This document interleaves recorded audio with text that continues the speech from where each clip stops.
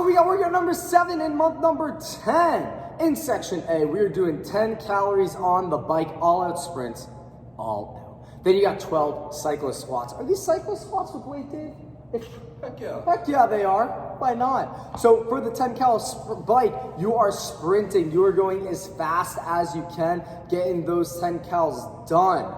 Take as much rest in between your bike sprints as you need to before you go onto your cyclist squats. Then we got 12 cyclist squats. Our feet are going to be about hip width, unlike the regular squat stance of shoulder width. Toes are going to be pointing forward. Your heels are going to be up onto a plate.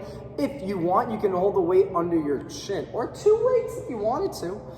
From here, Dave is going to control himself as he goes down, making sure he's driving through his heels. As he hits the bottom of the squat, he will drive right up through the heels. Make sure you are not pressing through your toes when you're going down or when you're standing up. Keep that core nice and tight. You're going to feel a real nice quad burn here. So you got 12 cyclist squats. You're rotating between that sprint on the bike and the cyclist squats 3 to 5 times, completely up to you. Then we got section B. We have max out set of push-ups. This movement 1. Movement 2 is going to be a max hold of a chin pull up active chin over bar hold. If you're unable to do, what do you want to do? More than 5 seconds? 5 or more? If you're unable to do 5? Yeah, 5. If you're unable to hold your chin over the bar for 5 or more seconds, we are going to switch the movement to a 90-degree dumbbell hold, kind of like an isolated curl where you're just holding the dumbbells right in front of you like this, like a steering wheel almost.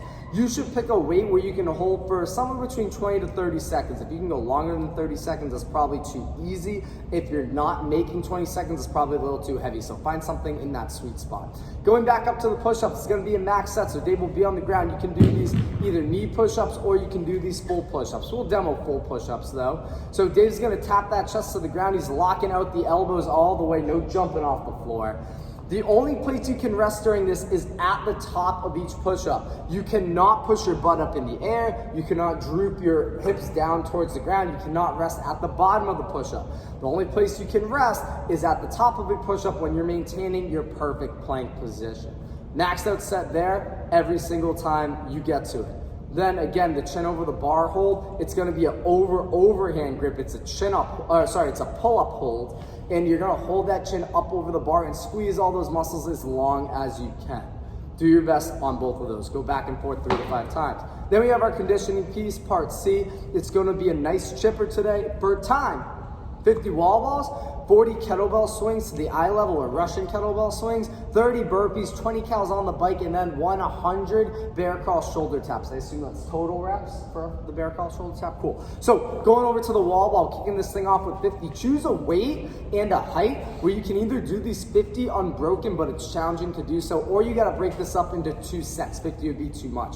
Dave will distance himself an arm's length away from the wall. He's sinking into a full squat. As he receives the ball, he's going to bring it right back to his chin. When he's at the bottom of the squat, he's making sure his elbows are in and his chest is up, maintaining his proper squat mechanics.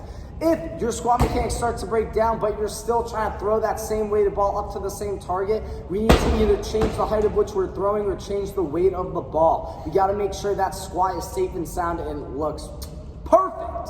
So be sure you're picking the right weight before the workout starts, so ideally you don't have to switch it up in the middle of the workout. Then we got 40 swings to the eye level. Jesus. I got high eyes. Yeah, you do.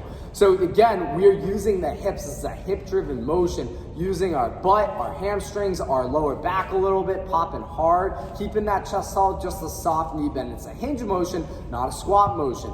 Get that kettlebell to the eye level, make sure the handle passes it, and then it can come back down between your legs. You then have 30 burpees, getting that chest and hips all the way down to the floor, curling yourself up and making sure those feet land flat when you're coming up. You can do a kickback burpee where you keep your arms straight the whole time, kick your feet back, kick up, and do a little jump and clap action there.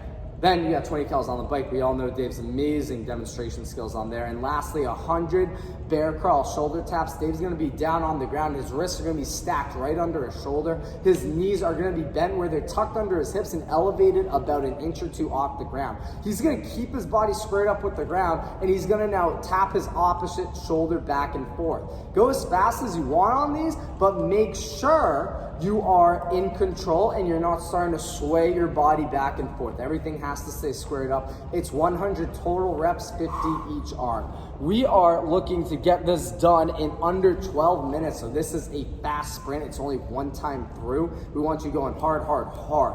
All right, if you end up burning out before the end, that's okay. This is one of those workouts where we want you to find that threshold of your capacity. Good luck with this one. It's gonna be a great way to end the month.